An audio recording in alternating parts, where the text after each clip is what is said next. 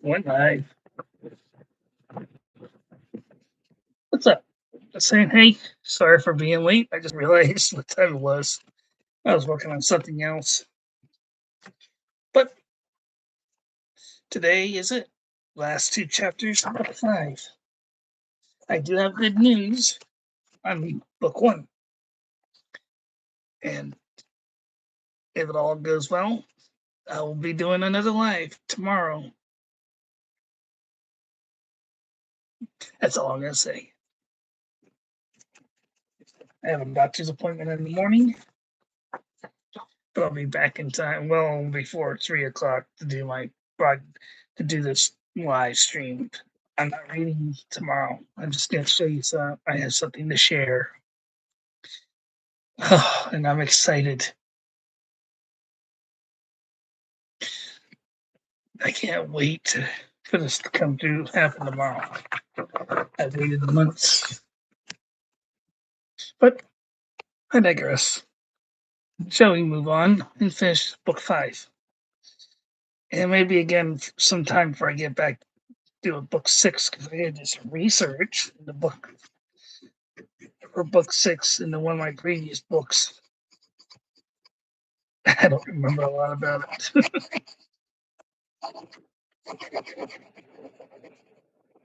But you'll find out when I finish book chapter 9.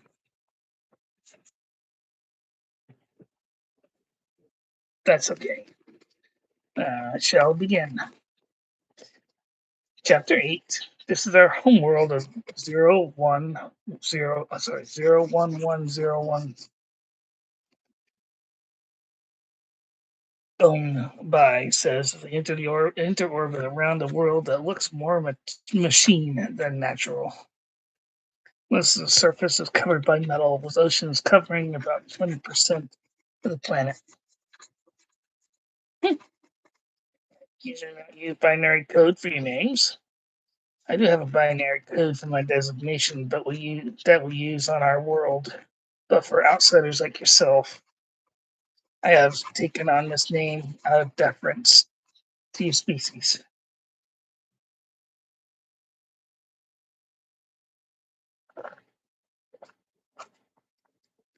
Drinking tea. Thank you. Steven says nodding too. Beautiful world, but I've never seen a world like yours, Julia says, as they stand on the Hornet Bridge. Neither have I, Steven says nodding. As far as we know, we are the only sentient machines in the known universe. Gumbai says. We have androids, but they are programmed to have some autonomy and some feelings, Steven says. We do have a humanoid being that was once a droid till she encountered a species here. Then it was transformed into a humanoid like yourself. We do have an artificial construct that was cloned back in our homeworld and looks like you too. Eve stands to face and turns to face them, coming to attention. This is Eve, Steven says, doing the introduction. Sir? Eve says, bowing to the newcomer on the bridge, just as humanoid joins them too. And this humanoid, the android, your allies, transformed into a living being. Sir, humanoid says, bowing to Gombai. Wow, you people are far more advanced than we expected, John. Gombai says, bowing in return. Till recently, we had never traveled to your galaxy here. As far as we knew, it'd take centuries to make a one-way trip and centuries to travel back. Then we discovered the Eye and the smaller cloud you see near our galaxy, small Magellanic Cloud. It cuts our travel time from one galaxy to another from centuries to hours, Eve says, nodding. And with the addition of old generators to our fleet, we should be able to cut travel time between systems to moments, the hours or days now. Our alliance was grateful for what you did to help us end our war.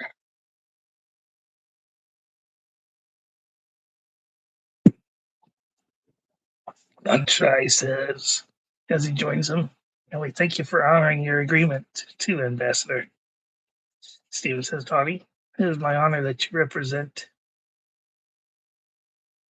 the Zabatage and your own people, sorry, at the same time.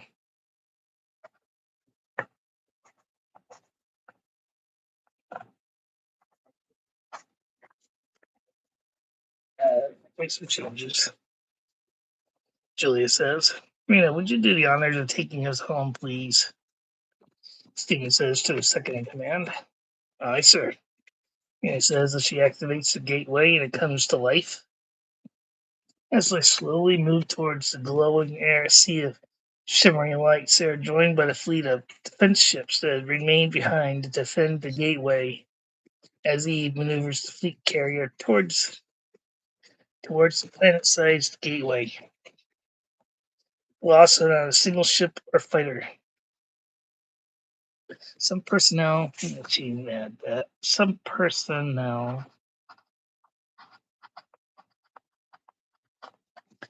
were wounded, but they were treated and released quickly after treatment by the Sabotage. Ahead of the fleet is a squadron of tri-wings and T-wing starfighters, along with a small squadron of the Sabotage fighter pods.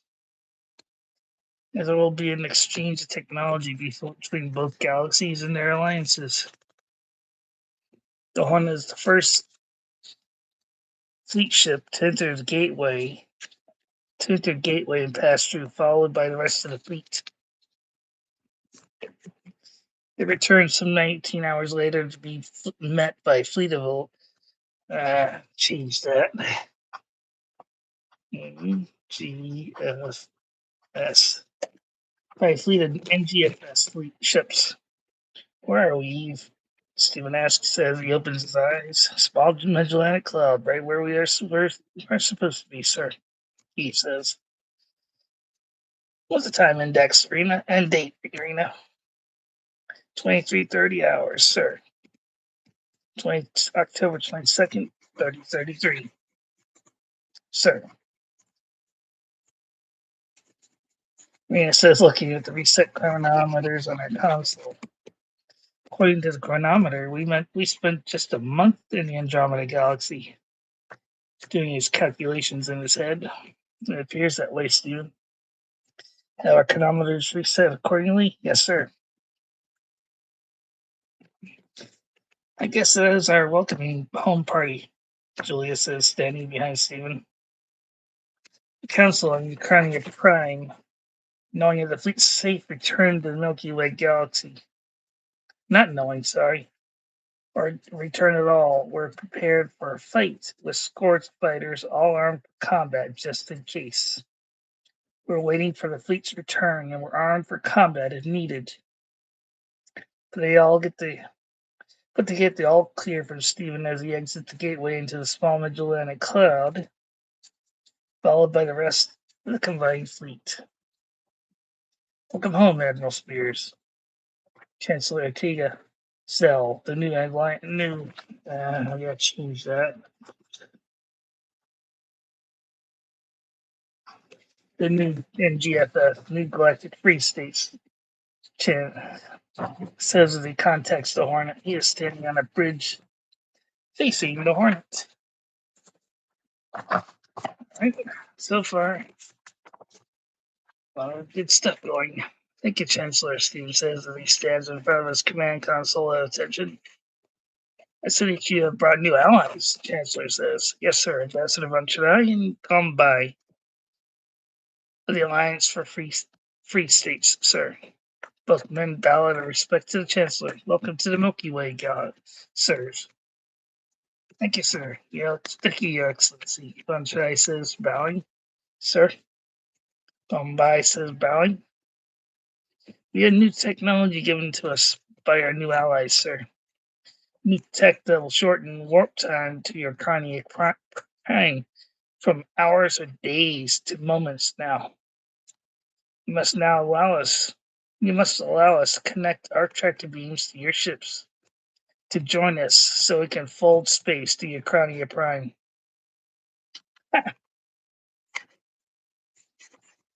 That's amazing, Chancellor Zell says, shocked. We must also have medical tech. We also have new medical tech that's far better than our own, Stephen says. Amazing, the Chancellor says, nodding.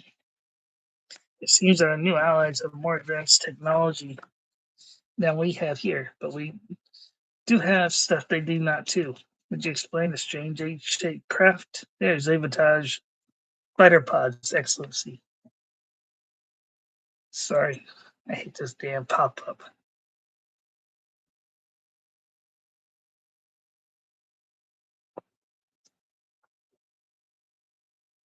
They're on our side, sir. We were bringing some of your people to try and bring some of our people. Oh, wait, it's not that. We're bringing some for your people to try and copy with your tech. Monchai says. Thank you, sir.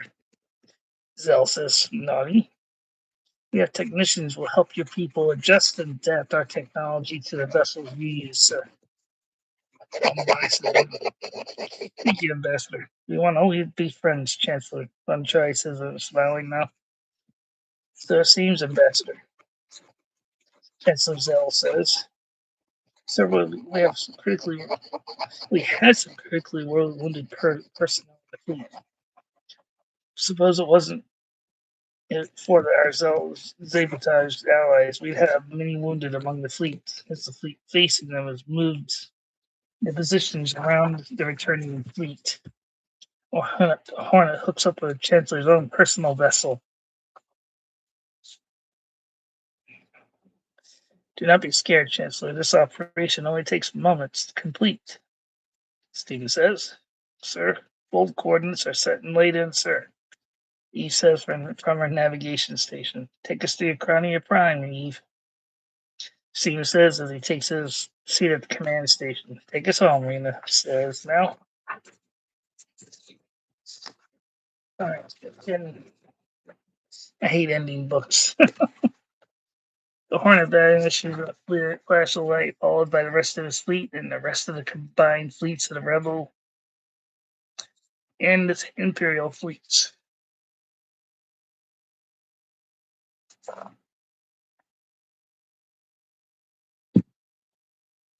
Sorry, it's thirsty. Where are we? Stephen asks, opening his eyes. Right where we are supposed to be, sir. He says, looking over his shoulder, smiling. The Cronia Prime, Stephen says, smiling. The fleet. They still with us? Aye, sir. All present and accounted for. Stephen. Hannah says, opening her eyes too. Requesting permission to orbit into orbit now, Stephen. Rena says as she speaks into her radio headset. Wow, you said that the fold would only take moments, and you were right, Admiral. Chancellor Ortega Zell says over his radio headset now. We are in fold space for what seemed like just moments. I knew our allies gave us the technology to fold space, Chancellor. I am amazed how fast we traveled in so short a time. Chancellor Zell says, smiling too. It's a little disconcerting the first time around, but it gets easier the more you go through the operation. We may not need the gateways for this kind of operation, will we? We will for long distance jumps like to the Andromeda Galaxy, sir, but also does not put a strain. But it also does not put a strain on the ship's engines either. This new technology must be shared with our allies and other hyperspace capable species in our galaxy. Chancellor Zell said, nodding. We will share all technology with your allies and any other races who ask for it, Chancellor. Thank you, Ambassador. And welcome to your Cronia Prime, ambassadors. Both newcomers bow to the Chancellor. All right. Sorry. Space tugs and guide the fleet into orbit around the throne room world, Cronia Prime, unescorted by fighters time and again after the last time when And the SS Jaeger faced several trade wings as it entered orbit. They all take a shuttle to the surface. You have a beautiful world, ambassadors. This is not my world. I, I call home. My friend Bummer, Dr. Parents live here now. As does my mother too. You met her with Princess Erwina. She was once a dark ninja, but thanks to Julia and me, she's back to being a samurai warrior once more. You have heard of Slavnovsky. She was a very powerful ninja, and no longer a ninja. That life is behind me now and forever. Erwina says, standing behind her son. Alright. There's the parts I hate when you get to the end of a book. It's good to hear that you're a good person once more. My new home world, my new home is on Centauri Prime, where what's left of the human race resides now. I almost became the second victim of the Dark Star if it had not been for the Rebel fleet and my future wife getting the stolen plans for the station back in time to stop it, but not in time to save my planet, Earth. Since they're saving Earth colony on Centauri Prime now, but the cost of 7 billion dead.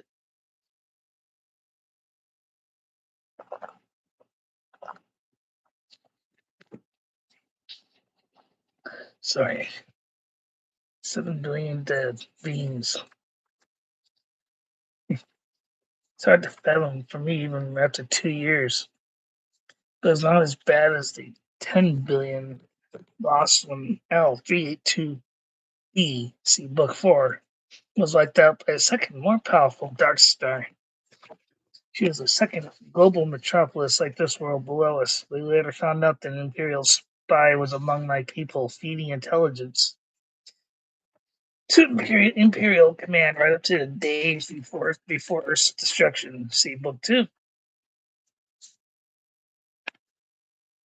It's amazing this spy stayed hidden among your people for years. Yes, she held a political position in the Earth government. She rose to the office of Earth president before the Earth's destruction, but thanks to a spy we had in the Imperial Starfleet, she was betrayed and now serves a life sentence of pain and suffering. Oh, come on. I hate this. This does this. There we go, finally. Sorry, stupid pop ups. See, keep the cursor there, and why is it popping up like that? And trust me, Julia says, smiling, the dungeons below my father's palace will make her wish she were dead. They have means of making pain last for days, not hours. But she will beg that they kill her, end her suffering. But she will not get that luxury. Almost like the agony boost from Star Trek. That's why I got the idea. That is fitting for a traitor. Says nodding. Von she nods his head in agreement. Both men are peace-loving beings. You have a torture booth in the basement of the royal palace that has not been used for years since her father took the throne. But right now is in full operation to make the former Earth president's life a living hell. She floats in a field of green and red energy beams that strike at her nude body 26 hours a day. Every so often she'll be removed to eat and recover, but that is so brief a time that she's free of it too. Med text, watch her vitals to ensure that she does suffer pain, but does not die. She's not given that luxury, dying. They land on the landing platform of the Chancellor's Palace, which was once the Samurai Dojo, the former Imperial Senate. And yeah, now the NGFS Senate. On the streets of the city around the world, former Imperial troopers patrol protecting their citizens. They did not arrest on the spot. They only arrest vagrants and drunks, while at the same time working with samurai warriors who patrol the city 28 hours a day. The samurai still operate from the palace, protecting the chancellor and GFS council. Sorry, duh. Upon sitting down on the platform, they are greeted by the chancellor and Stephen's parents, Julia's parents as well, and by Sepp Dietrich, who's happy to see his young friends, and Natuk and some of the other samurai warriors follow him out. Sorry, I gotta re-look at that. Who all assembled and marched off to meditate and recover from so long in combat. Mom, Dad, Stephen said, hugging them as they walked up, holding his brother. Welcome home, son, as our adopted father says, smiling. Thanks, Dad. Stephen says, it was such a short fight. We won.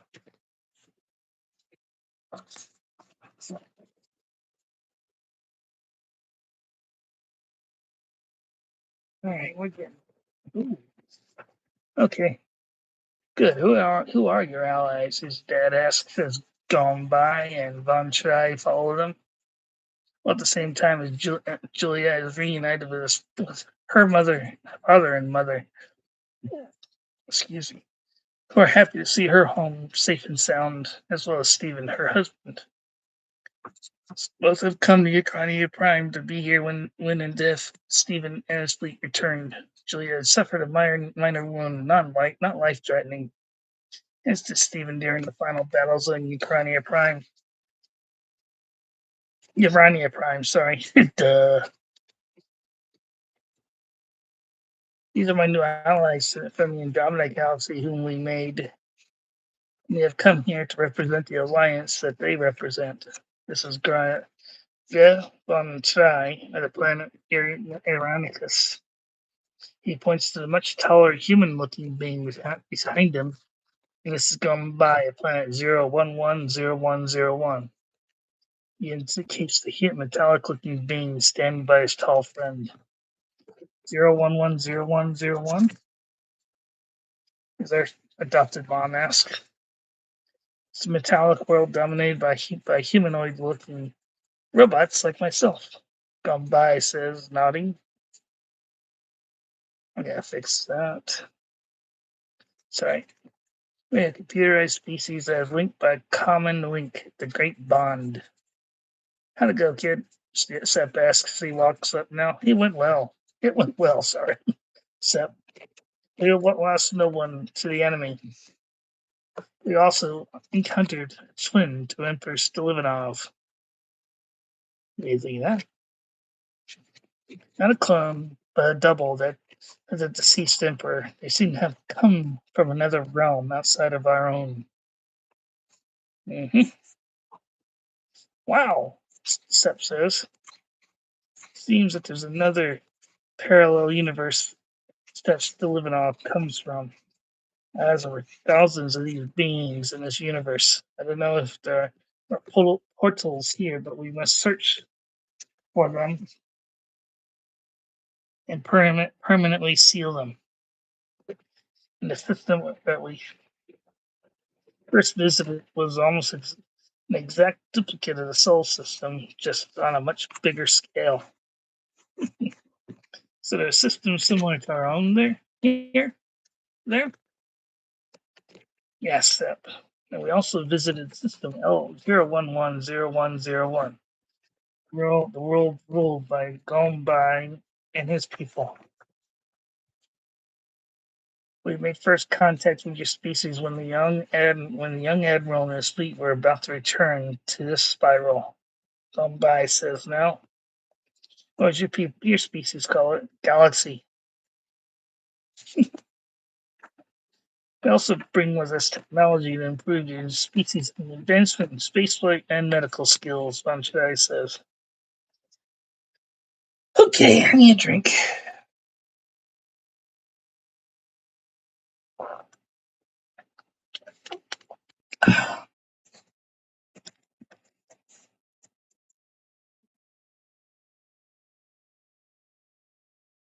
Okay, oh. They all move forward as the Chancellor now joins them, followed by some samurai warriors and some clone trooper escorts. Everyone bowed out of respect to the man, but Chancellor Zell waves them off and smiles as they stand upright. Welcome home, Admiral Spears, the Chancellor says, nodding. Thank you, Chancellor. Stephen says as Grand Admiral Bland walks up now. Stephen shakes hands with the most senior admiral in the former rebellion, now commander of the combined fleets of rebel and former imperial fleets. Admiral Bland, he says, welcome home, Stephen. Bland smiles. All right. I got 2.5 more pages left to read. They all walk to the Chancellor's office where other members of the council greet them, who gave the families privacy for reunion. They all sit down and around the front of the Chancellor's desk as they discuss the battles they just fought and won. Stephen goes over the initial battles and how they had star charts uploaded to the fleet so he can navigate the Andromeda Galaxy without getting lost or going blind.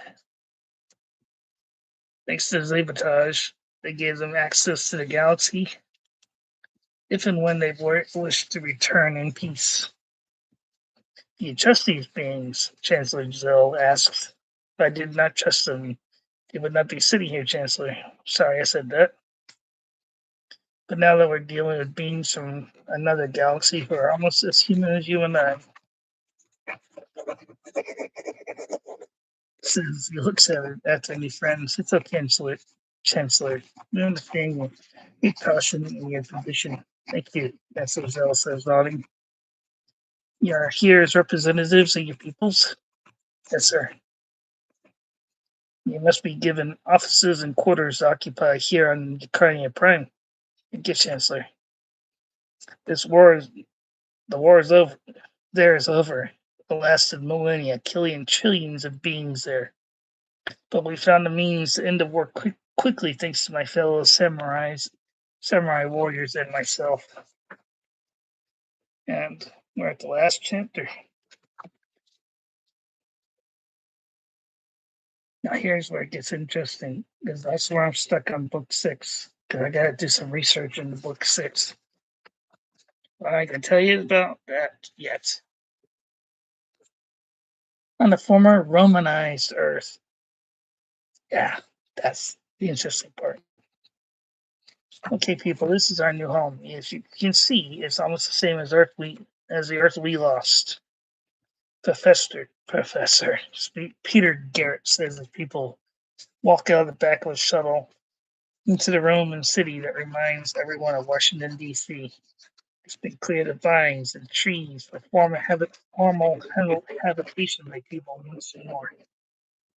All along the edge of city, buildings are up and running with electricity and running water. They watch wild wildlife run wild along the mall at the base of the massive obelisk. I gotta look this all up again just to remember what I called this place. Garrett watches people are escorted to tents given formal residence in the city, a city capable of housing 10 million people easily, and there are barely 4 million people left from planet Earth. Everyone's living here as a combined race, as there is no need for separation by nationality. This is the first of many fleets to come here to bring as many humans here as possible. It'll take months to get people settled here, but it's been successful in finding that the planet is habitable. No germs that could be dealt with by modern medicine and vaccines.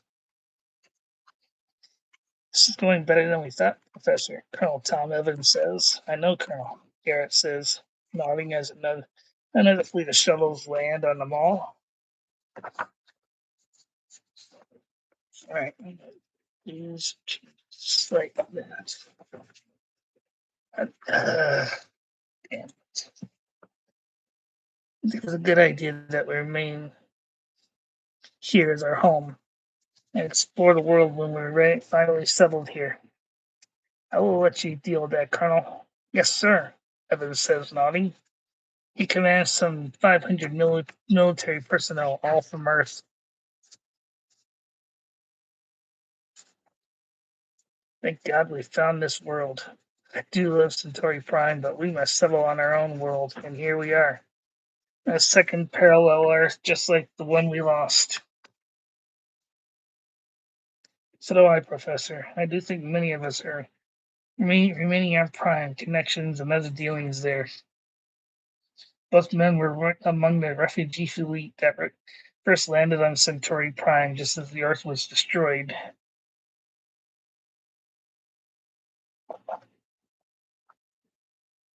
Sorry, I was thirsty. And we're lucky enough to get out of the world before destruction. Evans commanded a small contingent of Marines that got onto the Legend of the Galaxies before it took off. He'd been the personal code carrier for the traitorous Earth president.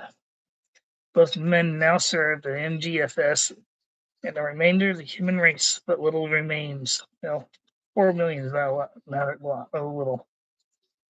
I have my own place just outside town, Evans says. I have a place here in town, Garrett says. I feel so much at home here. I feel like we're back in our old home, Evans says, smiling. He takes a deep breath, inhaling fresh, unpolluted air. I think we'll flourish here. Then we are home, Evans says, kneeling to run his hand through some bright green grass beneath his feet. Yes, we are, Tom. Garrett says, kneeling to do the same as Evans. Above their heads, birds fly high overhead and chirp in nearby trees as the nearby yellow sun sets in the west. As in orbit, more rebel ships now sit on patrol in orbit to protect the new Earth colony now being set up here on this beautiful world. And that, my friends, is books 5. Ooh, what'd you think? Did you like it? Now I gotta look up research into book 5, but 6, so I can figure out. I gotta remember what I call all these places. The Washington. But I'm gonna find. I will do that.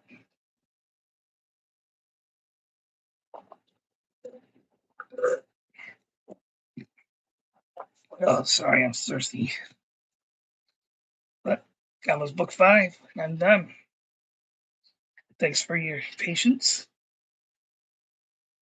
It took a lot of reading, a lot of head reading I gotta do. But I do, like I said at the beginning of the stream, I have good news. And if it is even better news tomorrow, you will see why I'm in such a good mood. And not because I finished book 5. But I will tell you tomorrow. It has something to do with, I'll just give you a hint, it has something to do with book 1. That's all I'm going to say. And if all goes well tomorrow, you'll see why I'm in a good mood. I check every once in a while on my book. But I'm giving you a little hint too much. But I'm done. I'll get back to you again with book 6 as soon as I'm ready, as soon as I get done writing it. It's going to be on that formerly Romanized Earth, as I called it. But what I'm going to do there yet, I'm still working on that. We'll see when the time comes. But like I said, maybe somebody guessed, I ended on that Roman Earth. Hope you like that idea. Now that was just something I worked on with the. I don't remember anything I wrote in the previous book, so that's why I got to go back and read it, read through it again, and I will be writing again. But like I said, I've always said that it's going to be my end of my transmission, my stream today. But if you liked what I read, please give me a thumbs up. If you have any suggestions, put in my comments. Be negative, give me positive. If you don't, if you can make any suggestions for book 6, let me know.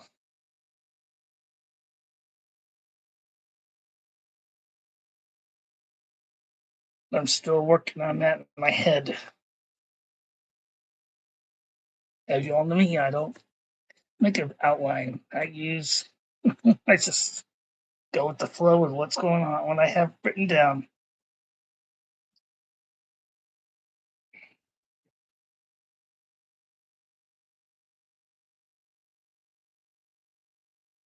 But I will give you. I'll be back tomorrow with a with an update on my first book, and I think you'll like it. So I'm excited.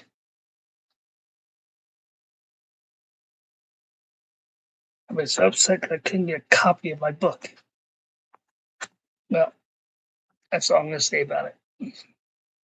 Everyone have a good day. God bless you. Take care. And I'll see you tomorrow. I promise. Bye.